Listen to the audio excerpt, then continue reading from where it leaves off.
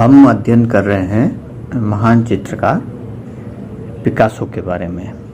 और जैसा कि पहले वाले लेक्चर में हमने पढ़ा कि उनका जन्म मलागा स्पेन में 1881 में 25 अक्टूबर को हुआ था और प्रारंभिक जीवन इनका वहीं बीता और उसके बाद लगभग 1900 के आसपास ये पेरिस आ गए।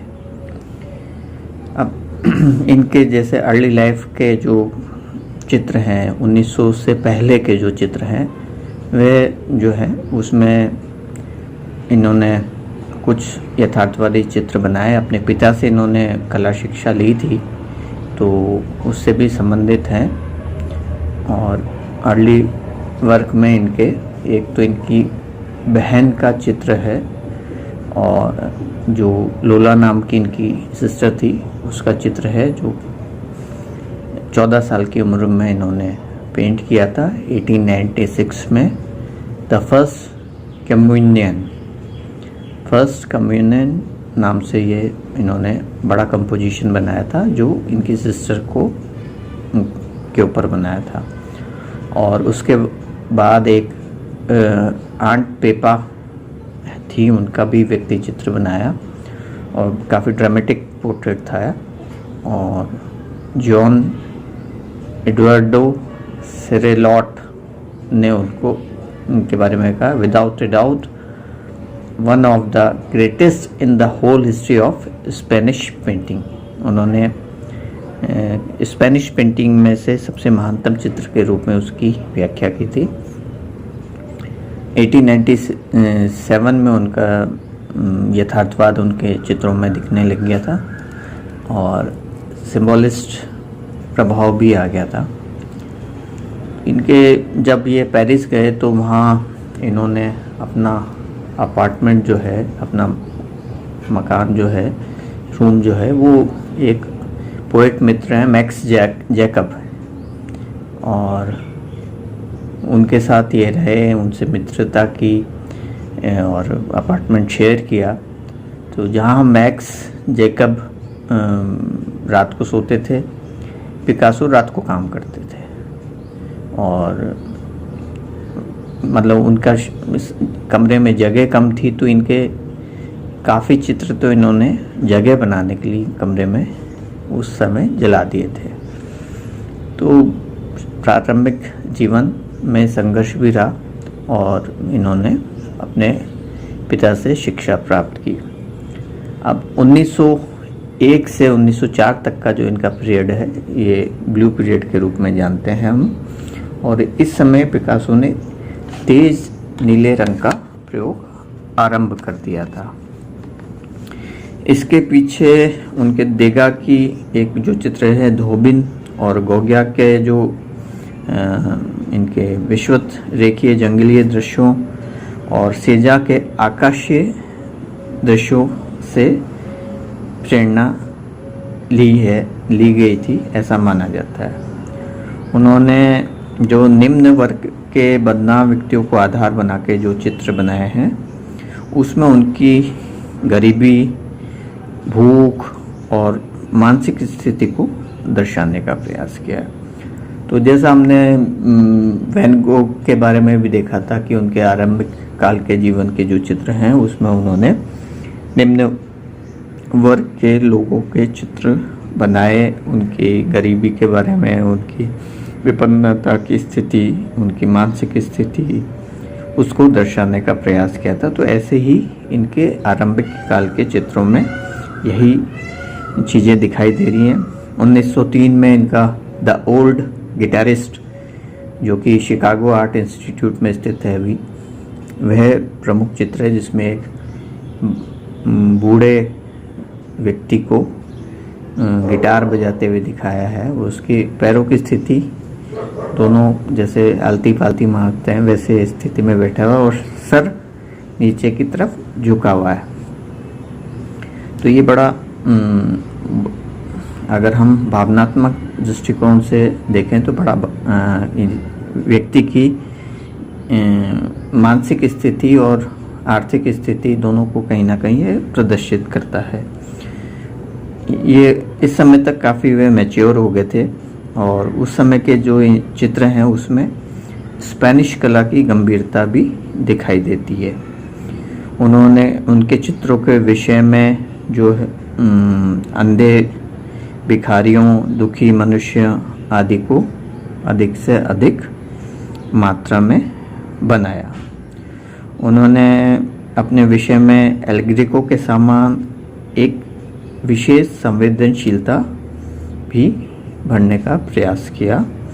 प्रयोग करते हुए उन्होंने गॉगिन की आकृतियों की सरलता से भी वे प्रभावित हुए और उनके नीले तथा मटमैले रंगों की योजना जो है पॉल गौगिन या गॉगिन से काफ़ी प्रभावित जान पड़ती है। इन्होंने सबको एक तरह से इन सब चीज़ों को चित्रों में समाहित किया और अपनी एक व्यक्तिगत शैली के रूप में उसको प्रस्तुत किया। 1901 से 1904 तक के ये चित्रों के बारे में हमने बात कही है। तो जहाँ तक हम कलाकार के जीवन की बात करते हैं तो समय के हिसाब से उसके जीवन में परिवर्तन आता है, धीरे धीरे उसमें प्रौढ़ता आती है, कार्यों में प्रौढ़ता आती है। जहाँ कलाकार आरंभिक जीवन में विषय और अर्थसार से ज़्यादा संबंधित रहता है। हालांकि इनके पिता कलाकार थे और ये काफ़ी प्रतिभाशाली थे, तो यथार्थवाद तो इन्होंने आरंभिक जीवन में उसमें महारत हासिल कर ली थी। परंतु यहाँ महत्वपूर्ण बात यह है कि उस समय के जो कलाकार थे यथार्थवाद में पारंगत होने के बाद भी अपनी एक चित्रण शैली विकसित करने में लगे रहे और जो इनके ये जो ब्लू पीरियड के चित्र हैं ये पूर्णतः यथार्थवादी चित्र नहीं कहे जा सकते।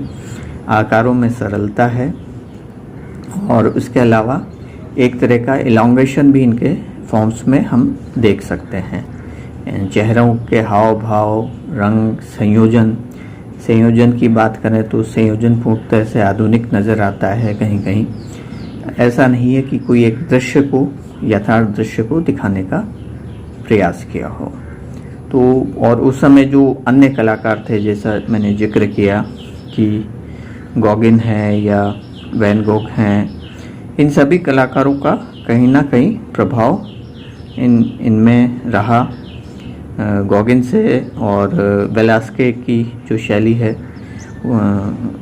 एल ग्रेको की जो शैली है, उसकी गंभीरता भी इन्होंने अपने चित्रों में उतारने की कोशिश की। अब इसके बाद इनका जो काल है वो 1904 से 1906, 1904 से 1906 का जो पीरियड है वह रोज़ पीरियड के नाम से जाना जाता है।